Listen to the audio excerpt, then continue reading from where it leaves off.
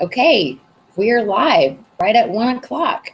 I'm just going to do some technical checking on my end because I'm viewing this on YouTube, and I know you can't see me right now. Hang on 1 second. I'm trying to see if we can view this on YouTube.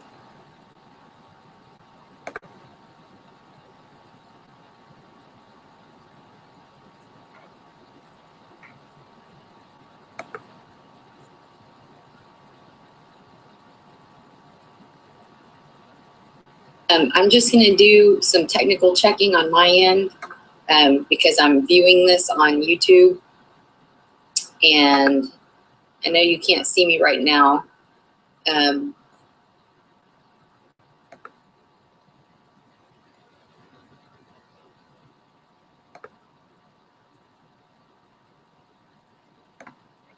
Okay. I'm back live again. Let's see what's going on here.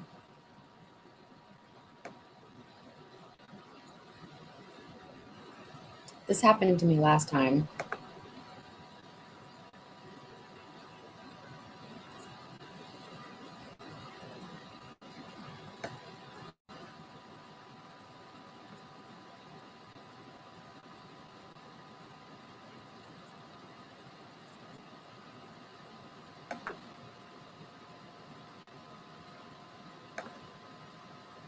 Okay, guys, can you hear me? All right, sorry. It's always an interesting thing when you are working with technology, and this is only my second webinar, so I appreciate you bearing with me. But we're starting a couple minutes after 1, and if you're here, it means that you are here to kind of chat with me a little bit for easy ways to redirect your baby ages 6 to 18 months. And I wanted, first of all, thank you so much for your time. We are coming out of a holiday weekend from July 4th, and I know sometimes coming out of a long weekend, things are slow, and you're trying to get back to work, and may or may not be a convenient time. So I really appreciate you being here and part of this broadcast. But a little bit of background on me, if you haven't heard about who I am or anything like that. My name is Christina Moreland, and I say the super mom of 2 boys, because any mom is a super mom. And I talk about that a little bit in my first book, that there's a super mom persona who's the superhero, and then there's the rest of us who are super moms. And we absolutely can be super moms and maintain who we are as individuals. And that's a huge philosophy that I have. But so I started writing my books about 5 years ago. And it came about one night. Ashton, who's now 8, was 3 at the time. And I had prepared this amazing meal for him. It was a chicken broccoli casserole. It was really healthy, and it had come from Grandma. Who doesn't love meals from Grandma? And so I had worked like over an hour preparing this meal for him, and said, put it in front of him and said, "Here you go, Ashton. I made something for you that I know you'll love." And he just looked at me and he was like, "I don't want it, Mommy." And I was like, "What do you mean you don't want it? Didn't you see all that work I had done in the kitchen?" He just looked at me. He was 3, remember this. And he just looked at me and said, "No, I don't want it."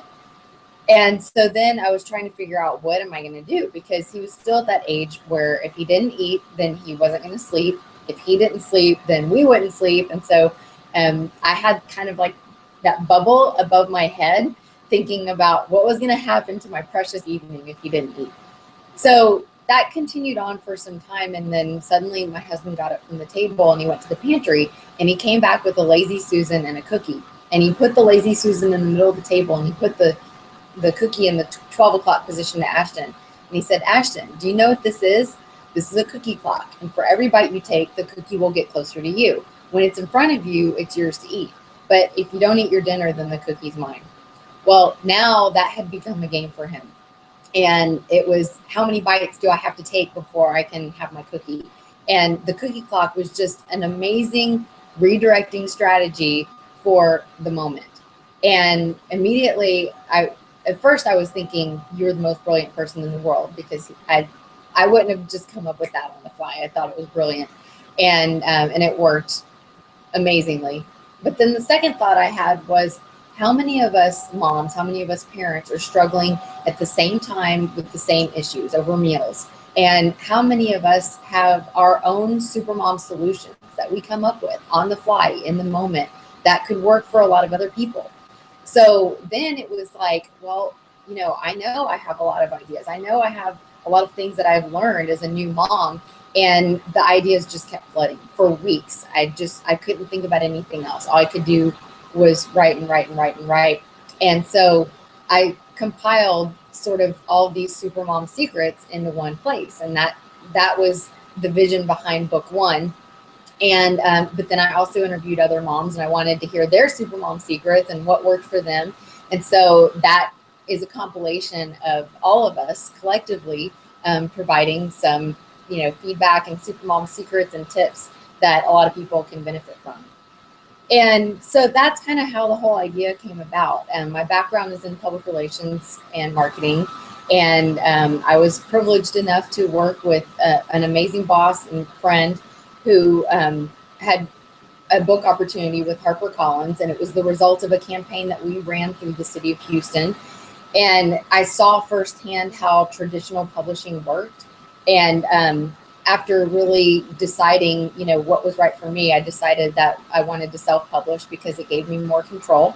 So that's why that's how we got here today. And then book two, part one is for new moms, and it's all about everything that happens in the first 2 years and things that really happen behind the scenes and things that pediatricians don't necessarily tell you. Well, then book two takes it a step farther, and it's the different roles that we moms face and what we go through and how we navigate those successfully. And in fact, part two has an extensive nutrition and fitness set of chapters. It's like 3 or 4 chapters.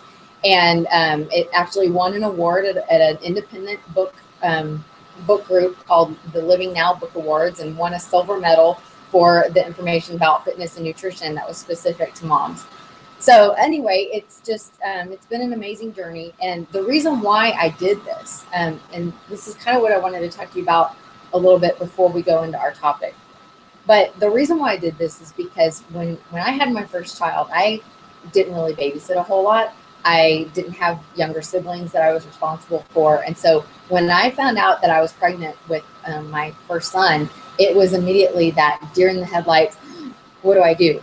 I've never had childcare experience before. And don't children come with manuals? Like, why can't they come with a manual that says, here's how I work, Mom? But it doesn't work that way. And so I was really terrified, and I wanted to do everything right. And I'll never forget, my husband and I went to one of those educational birth classes. And this one in particular was broken up into 3 different classes.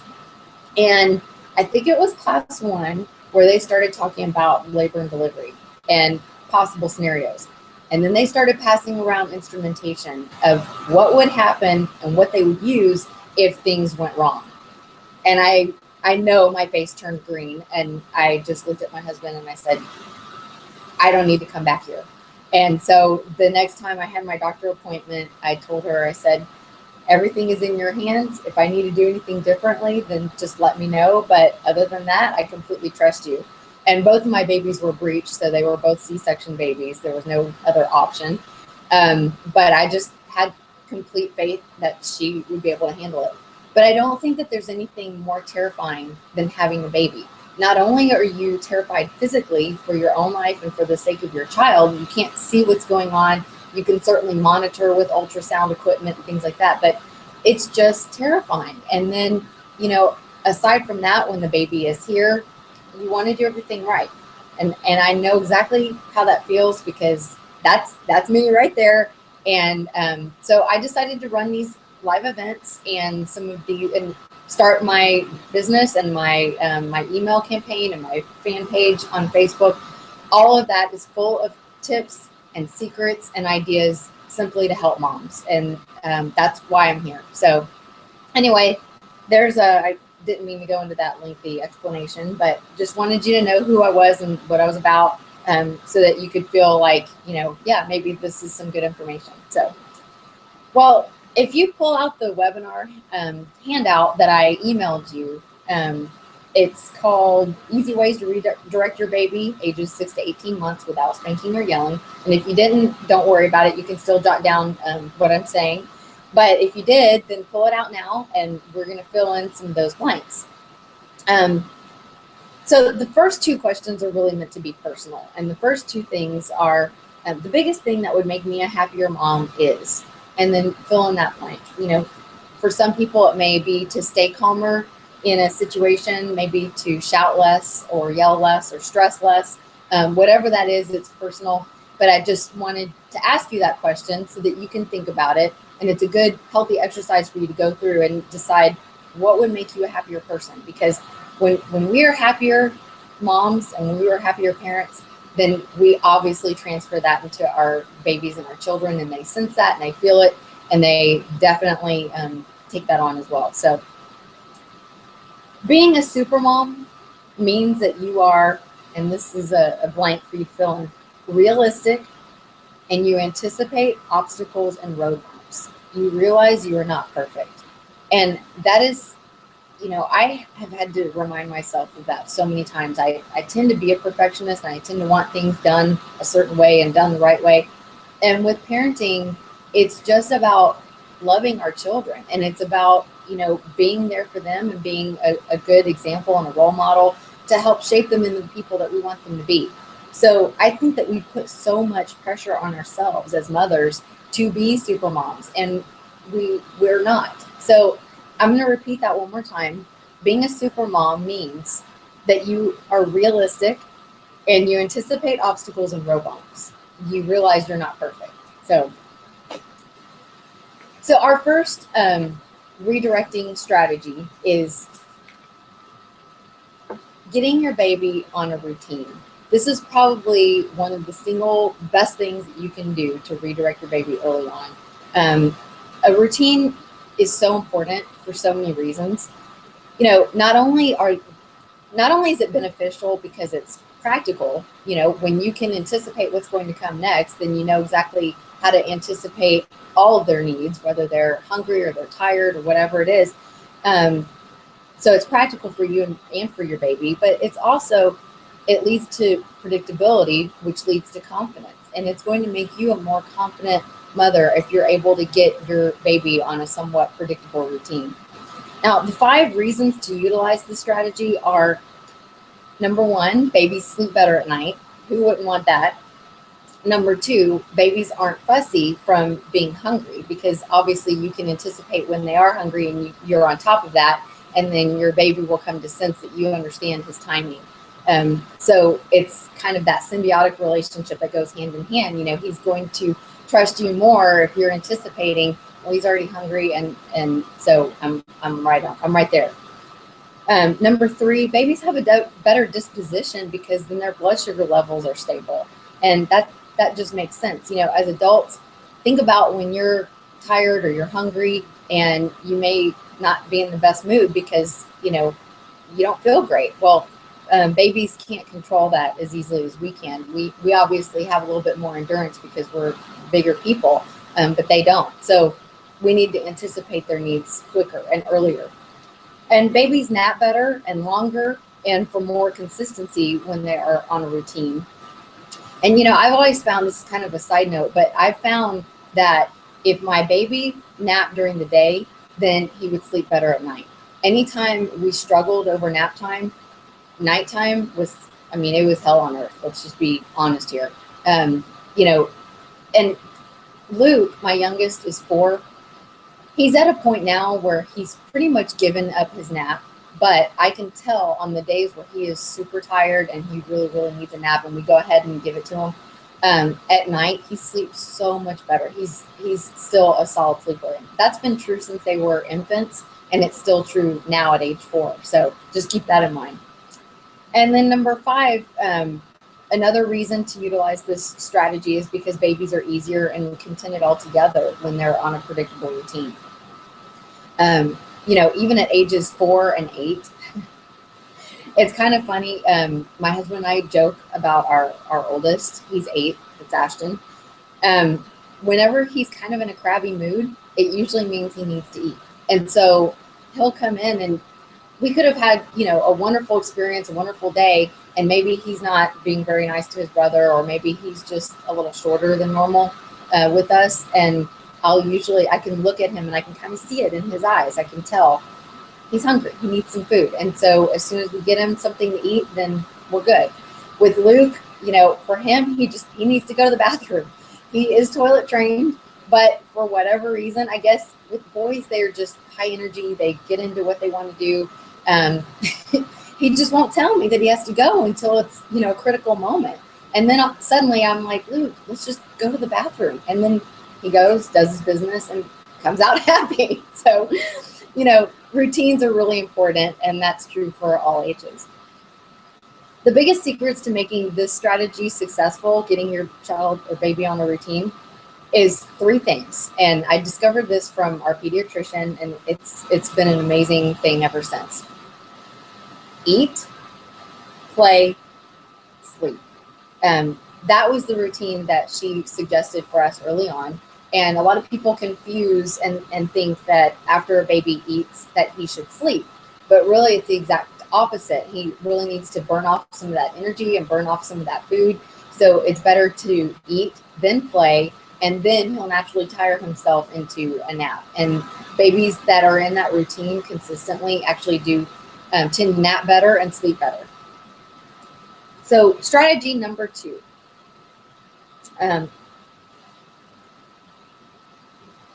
Okay, eating early or on time is the second strategy. And right under that, there's a sentence, and it says, avoid allowing your baby or small toddler to get, and the answer is over hungry. And we just kind of talked about that a little bit. Okay, so strategy number 3, this is another easy redirecting method, is to childproof the house. If your house is childproofed correctly, then your baby will not naturally gravitate to things that you don't want him to go into. One day, I will never forget, we had a small gym at our last house, and we had one of those Bowflex machines that has the cables that come up, and then it had, you know, a large bench that went across, and then it had some other equipment. And I went in there just to put something in there and didn't realize that Ashton was right behind me, and he tripped on one of the cables and fell face first onto the Bowflex bench. And the impact was so great that he still has a mark on the side of his face from it. And now it looks like a birthmark, but it could have been the trauma from that happening when he was about 1.5 years. And, you know, honestly, if I had just taken a little bit of extra care and just looked behind me and realized that he was behind me, I could have picked him up and put him in another room. I could have taken him downstairs where my husband was. I could have done something differently to protect him. And so I think, you know, childproofing our house is obviously so important. And it seems like that may not be a redirecting tool for a baby, but it actually is. It requires more thinking on our part. But, you know, another thing that you can do is get on your hands and knees and crawl around on the floor and look for things like they would see it. You know, sometimes you'll see little things in the carpet that they might pick up and eat, or you might see something dangerous near the floor that when you're standing up and walking through your house, you just don't even notice. So, so here are some ways to childproof your house. Number 1 is to remove sharp objects, and that includes the corners of any coffee tables, you know, the corner of any fireplace or anything like that. Crawling around on the floor to see what they see so that you can anticipate what they might get into. Number 3, putting up baby gates. And again, in our last house, it was very open concept. And so one of the things that we did to restrict Ashton until he was old enough to handle it is I had baby gates both in our kitchen, which led to the dining room, and in the living room that led to a hallway that went to some stairs that went upstairs, that went to the 2nd floor of the house. And the reason why I didn't want him near the stairs is because they were hardwood floors. The entire house was hardwood or very hard tile, and I didn't want him to slip and fall. So the baby gates were a really good way for me to quarantine him into a little spot until he was ready to, you know, migrate out of that and go exploring. So you really control where you want your baby to go, and that just keeps him safe. Another thing that I still do sometimes is I close my office doors because, I've got a computer in here. I have an iPad up on a tripod that I use for work a lot. And there are things in here that I don't want them getting into. So I close off the doors, and that's another way of protecting babies. And it's a way of protecting your own stuff if you don't want them in your area. By the age of 7 months, your baby's starting to test your authority, but it's not yet on purpose. So just keep that in mind. 7 months will test your authority, but they're not doing it on purpose. Now, he or she will do this on purpose by the age of around 10 months. So it happens very quickly, and it can be kind of frustrating when it happens. So you need to start setting boundaries early. That's one of the blanks here. I don't know if you've got your worksheet, but start setting boundaries early because it really does help later on as they advance into more stages. So our fourth easy redirecting strategy is to switch out play toys regularly throughout the day, but don't overwhelm your baby with choices. So 3 to 5 toys on the floor is plenty.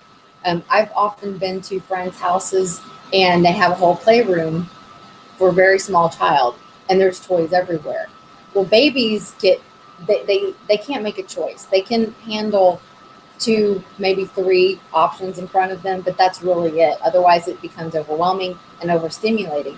And so the best thing that we can do is just pick 3 or 5 of the best ones. And then after you've had some playtime, maybe after your first eat, play, sleep sequence, maybe on the next round, rotate those toys out with 5 different ones and bring those back in. So then it always feels like fun. It's more diverse toy offerings, so your baby's always interested and stimulated. Now, they will gravitate towards their favorites, and obviously that's fine to keep around. My babies had their favorites that they brought everywhere with them. But, sometimes the novelty of the toy wears out, and then we can switch them out regularly. And I found that was a really good way to keep my babies stimulated. So strategy number 5, this was one of my favorites. It worked really well, and it actually will give you an awesome break if you do it correctly. But redirecting strategy number 5 is to use a playpen. Now, up to 30 minutes of playing in a playpen is perfectly acceptable. Playpen training, when incorporated with lots of time with you and social interaction and playing with those toys that you're rotating and with others, okay, it teaches your babies 3 things. Number 1, it teaches independence and creativity as a structured learning center. Number 2, it provides a safe environment. I'll go over these again. I know I'm kind of talking fast, so I'll go over these again so you can write them down. Number 2, I'm sorry, I'll go back to that. 1 was it teaches independence and creativity as a structured learning center. Number 2, it provides a safe environment away from harmful areas. So let's just pretend that you broke something in the house and you've got glass all over the floor. Excuse me. Sorry about that. So let's just pretend that you broke a glass or vase and you have glass all over the floor that you need to clean up. Putting your baby in a playpen is the perfect opportunity for you to keep your baby safe so that you can go in and do what you need to do. But aside from just a little emergency or putting a fire out, putting your baby in a playpen for up to 30 minutes, it really does teach them that independent play. And that's so critical. And I remember when I started doing this with Ashton, now obviously it needs to be for a baby that can sit up on his own. So if your baby's still falling back and not able to control his head, then he's too young for playpen. I would say, probably starting at around 6 to 8 months is a good time, assuming that he can sit well and hold his head up well. But anyway, I remember using this strategy with Ashton. And at first he would cry and look at me like, Mommy, why are you putting me in this playpen by myself? And I want you, and I want you, and I want you. And I sat close by. I sat in a nearby chair. And I just pretended to, fold some clothes or, I kind of turned my back a little bit. I kind of checked on him. He knew I was there and available, but I just kept folding my clothes. And then eventually, it didn't take long. It was like maybe 5 minutes. And he would turn around and just do his own thing. And so he was able to stay in that playpen for about 30 minutes. And then I would come in and get him and say, okay, we're going to do something else now. And it was just 30 minutes of nice, calm talk, not even talk, just quiet. He was playing with his toys and I was doing my laundry or the dishes or whatever I need to do. It's just an awesome, awesome way to redirect your baby, especially if you want to encourage some independence. Okay. The third thing that it does, and we kind of talked about this a little bit, but it provides a respite for you to take a break, clean up, and still have reassurance that your baby is safe. You know exactly where he or she is. You're sitting close by, you know, you're supervising, so it's not a problem. You know, obviously stay in the same room or stay close by. The way that our house worked was it was so open that I could go into another room and still watch him and know that he was fine. But, you know, as long as you stay close, then they're safe. So easy redirecting strategy number 6 is to offer age-appropriate toys. By 9 months of age, your baby likes to put things in a container and then pull them back out again. It's like, it's a fun game. You know, put it in, put it out, put it in, put it out, put it in, put it out. And they can do that over and over and over and over again, just for fun. The more that you can offer age-appropriate toys to stimulate his or her activity and creativity, the less likely your baby is to go wandering around and get into trouble. You know, and this is even true to this at the current ages of my children. If they have a job or they have a task, whether that's sitting down and drawing, or they get a little time on their Nintendo DS, or they get some reading time, if they have an activity, then I know what they're doing and they're out of trouble. It's when I tell them go play and the rules are really loose that they have a little bit more difficulty. Although I will say that structured time and unstructured time is equally important. So I would try to switch between those two if you can. Timeout generally is not recommended before age 2. So keep that in mind that, and the rule of thumb for timeout is it's 1 minute per year of life. So if your baby is, you know, you might be able to start a timeout at 18 months if your child is very aware, but generally it's reserved for ages 2 and up. So that's why we're talking about all these other strategies, because some moms will get really, really frustrated and then think that a timeout is appropriate. And for really small babies, they don't understand it. Although boundaries are important at a young age. So just keep that in mind. It's not recommended until age 2, but babies do understand a firm no by the age of 8 to 10 months. And so if your child is walking towards something, you can say no. But this is also really important, and we'll talk about this a little bit later. It's also important, if you're going to say a no, give them a win, give them a solution, and we'll talk about that in just a second. Redirecting strategy number 7 is physical redirection. Now, when they're babies, we have to physically redirect them all the time. Again, at our last house, we had a lot. It was a Victorian style house, and it was up on pier and beam. So we had stairs going up to both the front and the back door, and they were wooden stairs. So, you know, until our babies were really stable, I was always worried about them tripping and falling down those stairs.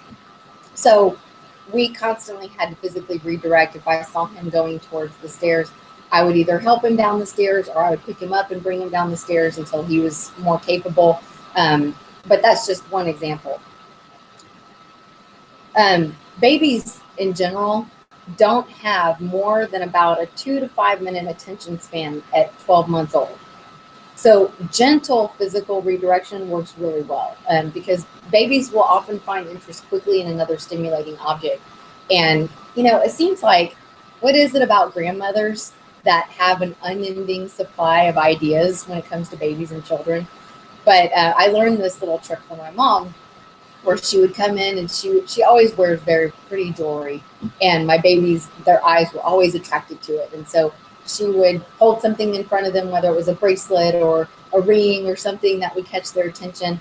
And usually that was enough to buy us some time to get them to the next activity. So physical redirection, distraction works really well, at this age, because they will quickly find interest in something else.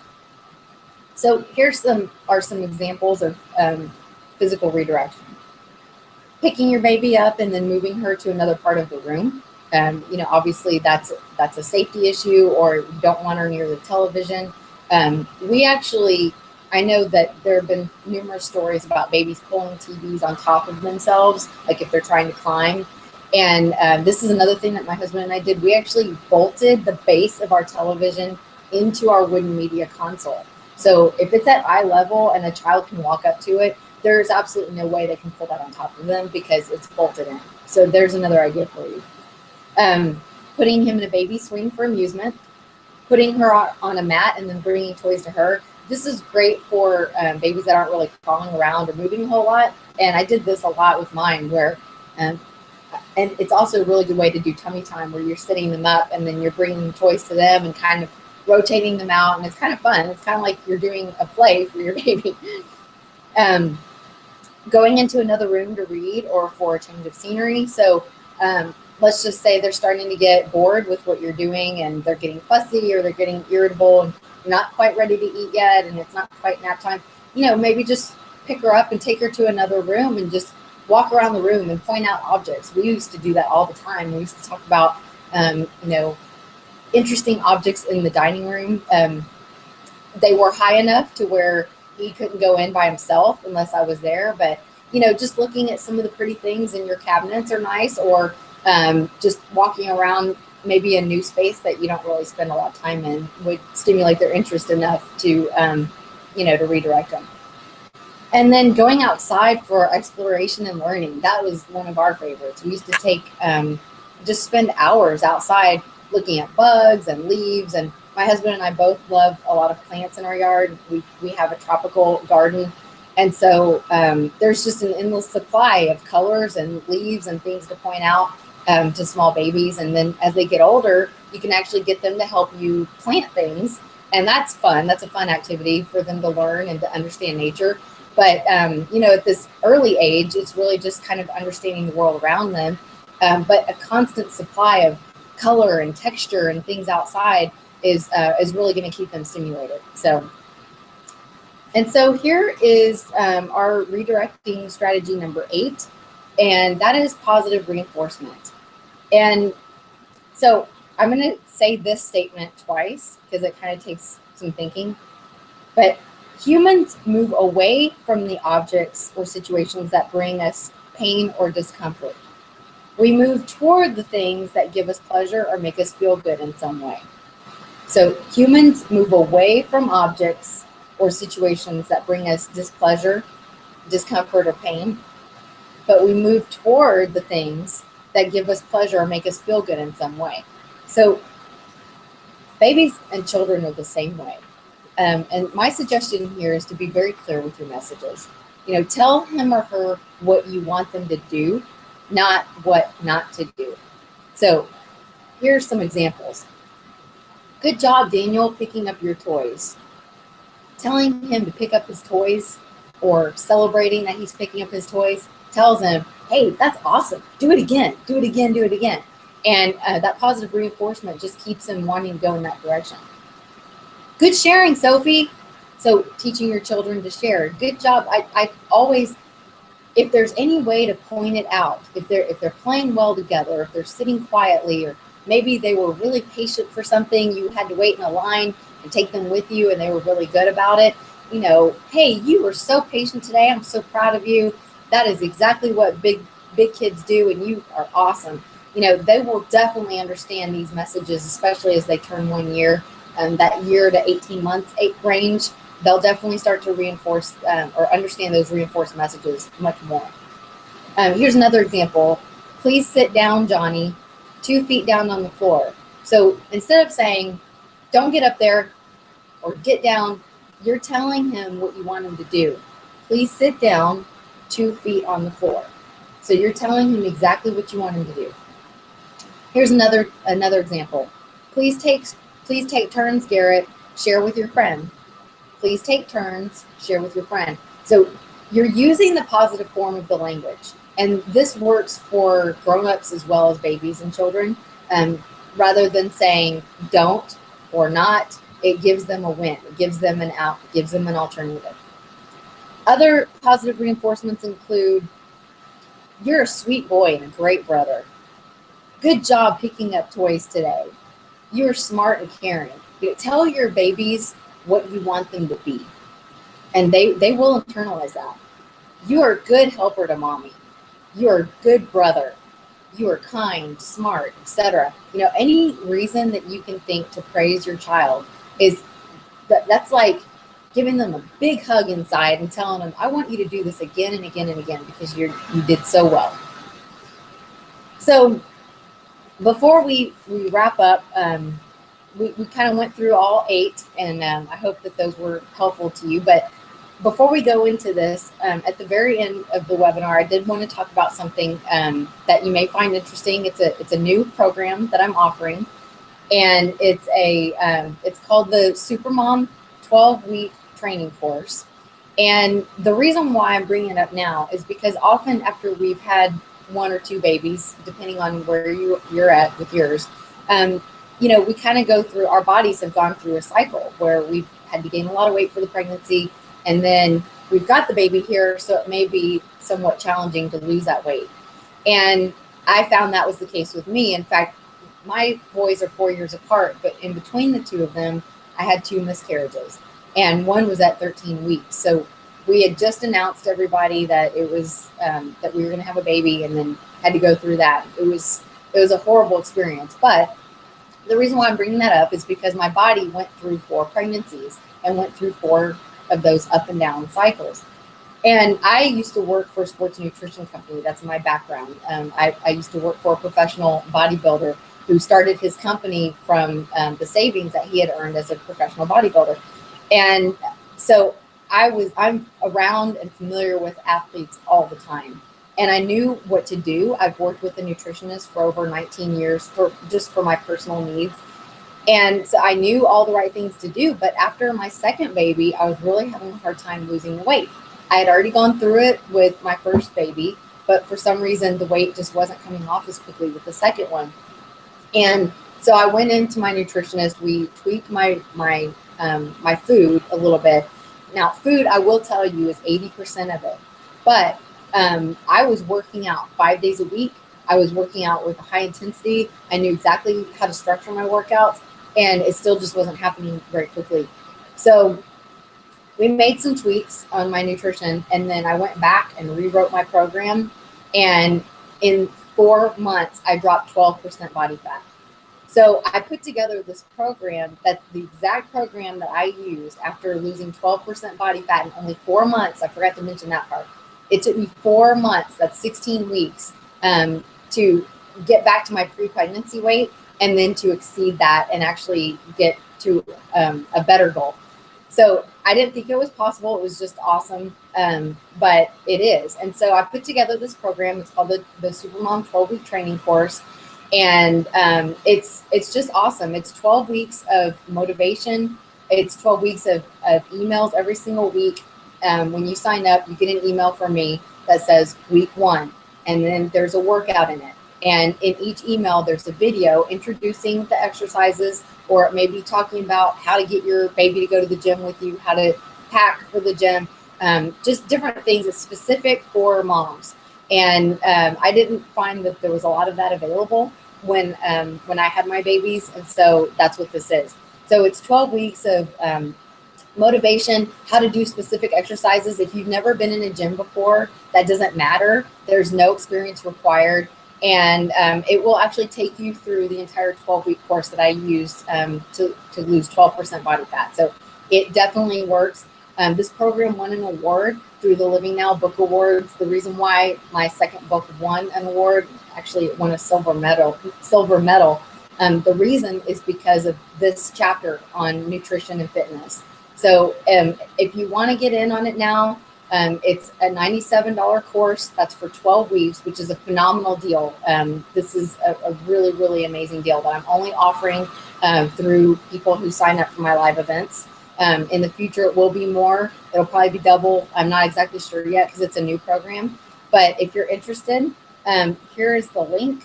And it is secretsofthesupermom.com/get-fit, GETFIT. secretsofthesupermom.com/get-fit. And again, it's 12 weeks of informative videos. It's weekly workouts with specific information. I do videos to show you exactly how to do some of the exercises. It's motivational emails. I've got tons of articles and resources that I send you. I didn't even mention this, but recipes, all kinds of stuff that you're going to love. So, and all the recipes are under 30% fat. So that's phenomenal. And in fact, I have a month, if you've stuck through this entire webinar, I'm going to send you, it's called 30 Days of Meals Guide, and it's pre-planned meals for the whole month that are under 30% fat, and they're things that you can make for the whole family. They're really good, and so I hope you enjoy that. But just send me an email and say, hey, I was on the webinar, or I was on your live event today. Send me an email at Christina@secretsofthesupermom.com, and I'll send you that free 30 Days of Meals. You're going to love that because it's just, you click on the recipe that you want to go to. It's really visual, and you just click on the recipe that you want to go to, and it'll take you right there. So it's an awesome resource. But anyway, wanted to tell you about that 12-week course. One more time, let me give you that link. It's secretsofthesupermom.com/get-fit. So now I'm going to wrap up the online event. And these are really more personal questions for you to answer for yourself, because I found going through some of these exercises really helps me think about what kind of mom I want to be to my children. And, sometimes we get stressed and we get into our mindset of, I have to do this, I have to do this, I have to do this. And we lose sight of the big picture. And I have to remind myself of that all the time. I mean, I really do go through that where I'm sending out emails, or I'm trying to do a live event like this, and then my kids are home for the summer, and I'm taking breaks to do this in between family trips and coming out of a long holiday. So I know that we're all there. We just do the best that we can. And I found that asking myself some of these questions can really help, kind of bring me back to ground level. And it's just a healthy, productive way to be a super mom to your kids.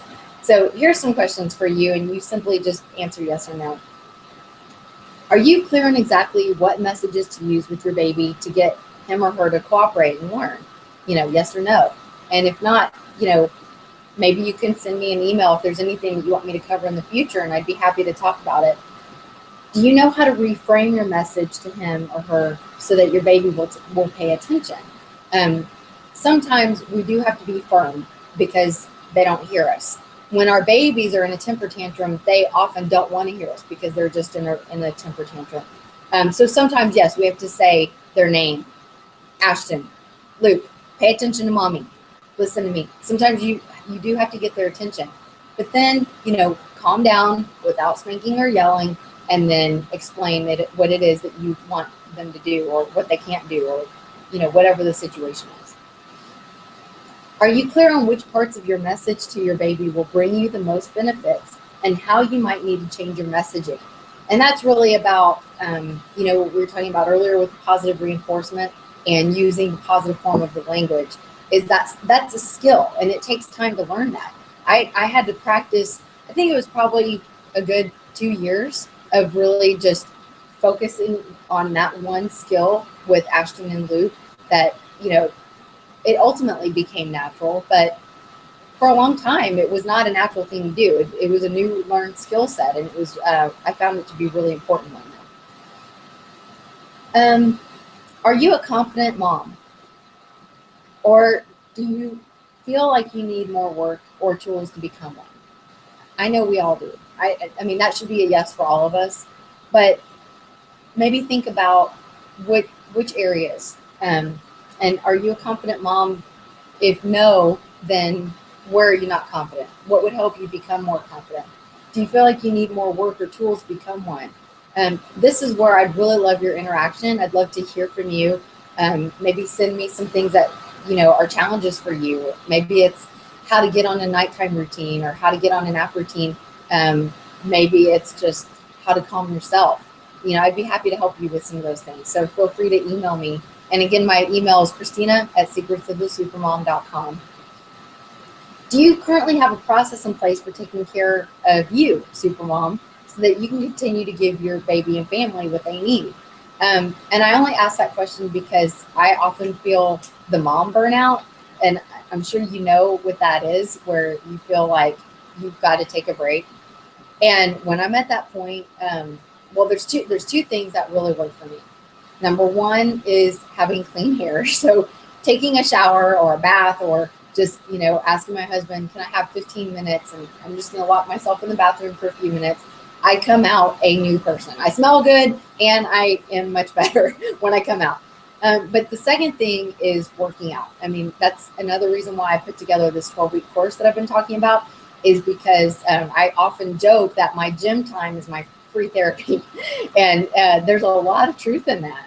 And so, maybe you have a hobby that you really enjoy, whether that's knitting or maybe it's, just spending time with girlfriends. But whatever it is, you do need to make sure you're building in some rejuvenation time for you so that you don't experience that mom burnout.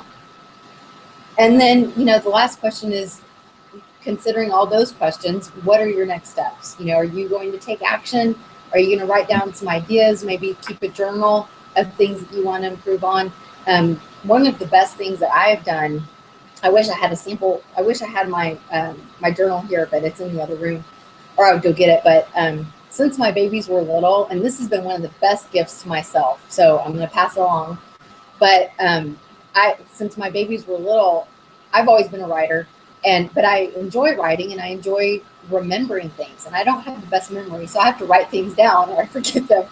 But I have a beautiful journal. It's just a paperback, and it just has really pretty decorative paper on it. And when something happens, whether it's a milestone or it's just something that Luke said that made me laugh, or Ashton coming up to me and giving me a hug out of the blue, I would put the date and I would write it down.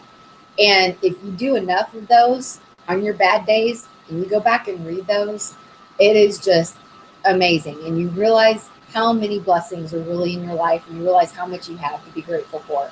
So, and I also put pictures in there. Like sometimes we'll go to the movies, and our movie theater has one of those old-timey photo booths where you go in and you take 4 pictures in different poses. And so a couple of times my memory of taking Ashton to the movies was when we did that photo booth. And, it's just awesome. And I put that in the journal as well. So anyway, I hope that you enjoyed talking about these redirecting strategies. I hope you found them helpful. And again, that link, if you're interested in a 12-week course or pursuing your fitness goals, it's www.secretsofthesupermom.com/getfit. And feel free to connect with me on Facebook. I'm always looking for interactive ways on Facebook to connect with people. I'm posting tips all the time, but I love to hear your comments too. I'll post pictures from our family vacations and our trips this summer, and summer ideas and activities and things like that. But I always love hearing from other super moms. So I hope you have a great day, and thanks for being here with me today.